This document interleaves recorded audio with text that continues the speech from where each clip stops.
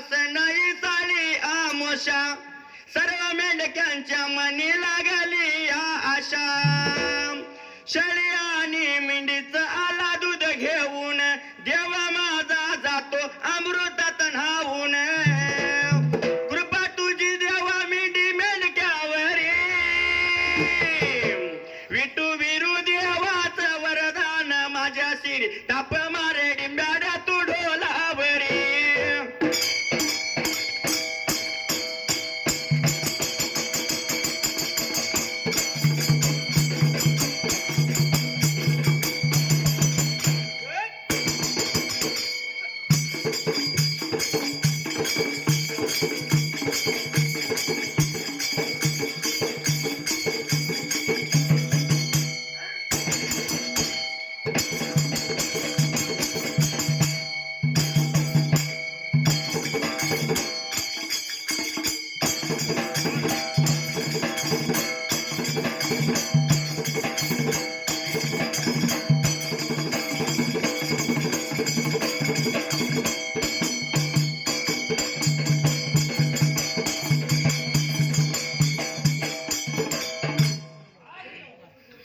सुंबेराने मांडले मांडले वे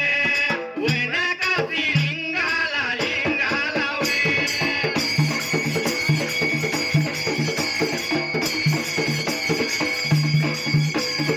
विटू विरू दोघाला दोघाला वे आपाहाले सीधाला सीधाला वे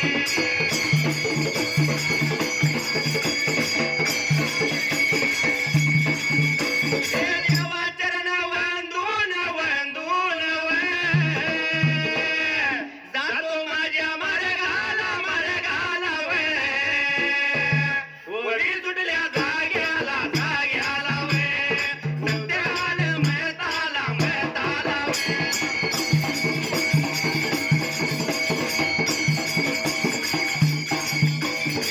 वाड्याला पाऱ्याला पाऱ्याला शिवानी भिवाया भिवानी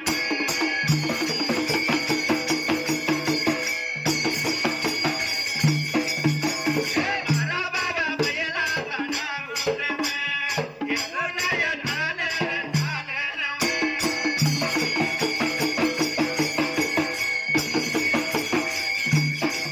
महाराजावर तिरीला तिरीला तिरी होत नगरात नगरात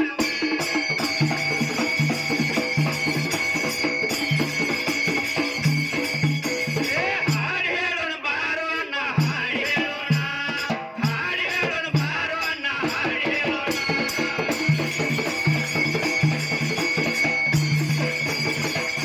तेव्हा फार पूर्वी कालाला पहिल्या सत्ययुगाला त्या देवहोळ्या राजाला प्रकार कोणता घडला मात्र त्या टायमाला जवळच्या पाऱ्याला असणारा शिवाबरी भिवाबरी 12 बैलाचा नांगूर घेऊन वाट लागल्या चालायला निघून आलो होतं वाराचावर श्री लागले होते नांगरायला एवढ्यात सवळाचा दिवस मात्र गेला सवळाचा दिवस गेला 12 वाजून त्यावेळेला दुपारच्या वेळेला जसं शिवाबरी लाला होता भिवाबरीला काय मात्र ता बोलायला अरे बाबा जातो घरवाड्याला जेवण खाणे घेऊन येतो नांगर तू मार असणाऱ्या वारुळावरती नांगर घालू नको म्हणून सांगून बरी का असणारा शिवाबरी लागला होता घरवाड्याची वाट चालायला निघून गेला घरवाड्याला एवढ्यात असणारा भिवाबरी बरी का 12चा वर शिरी लागला होता नांगराला त्या जाग्याला